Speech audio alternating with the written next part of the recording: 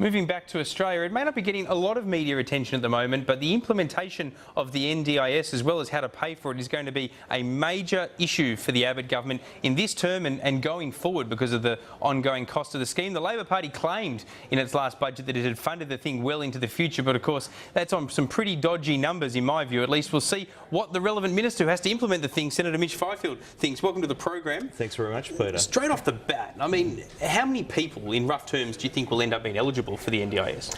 About 460,000 people, and these are people who currently often are on waiting lists for supported accommodation, waiting lists for wheelchairs, and an example you'll often hear is an 11-year-old kid needs a wheelchair. We'll have to wait 2 years for it to come, and by the time it arrives, but I don't think anyone has a problem with that. No one has a problem with that, I'm sure, no matter what the cost, quite frankly. But how do you avoid the equivalent of bracket creep, I suppose, like we saw happen with the disability support scheme?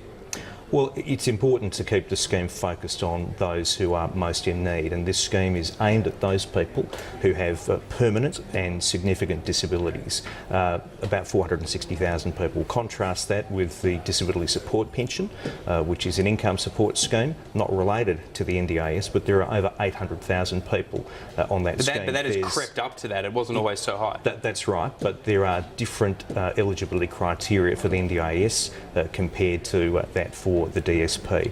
But you're right, we've got to make sure that we keep this scheme focused. And what about managing expectations? Because something that I've picked up when talking to people that run disability groups, their concern is that there are expectations that are too high, if you like. You know, people that are suffering from a disability think that there's more coming than there perhaps may be. Is that something that you've had to battle? Well, I think the previous government have a lot to answer for when it comes to expectations. You might recall they spent about $17 million on glossy TV ads right around the nation, despite the fact that the NDIS isn't going to be nationwide until 2019-20.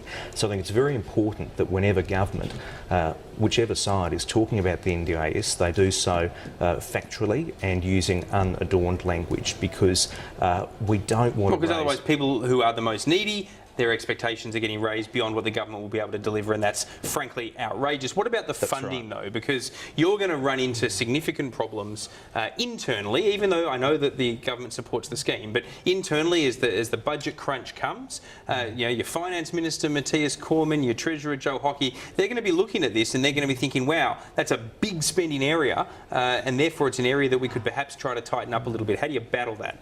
Well, Tony Abbott, Joe Hockey, Matthias Cormann are all committed to the NDIS, and part of the reason for that is this is part of getting back to what should be the core business of government. I mean, you know, we all believe in hard work and reward for effort, but we also believe in helping people who face extra challenges for reasons beyond their control. And yes, the Liberal Party, we might be the party of smaller government, but we're not the party of no government. And I think if you talk to anyone in the community, they would recognise that this is the sort of thing that should be core government business. So the announced funding envelope, but we're determined to stick to that, and we're determined to see the NDIS implemented. All right, last question on this. Do you think we're going to end up in a situation where there's going to be politics played with this by both sides? Labor claiming that they came up with the idea and then the Liberals cut back whatever version of it.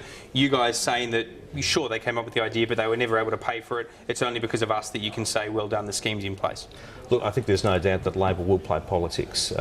Although the last Parliament was a particularly inelegant one, one of the good things about it was that the NDIS was elevated beyond partisanship.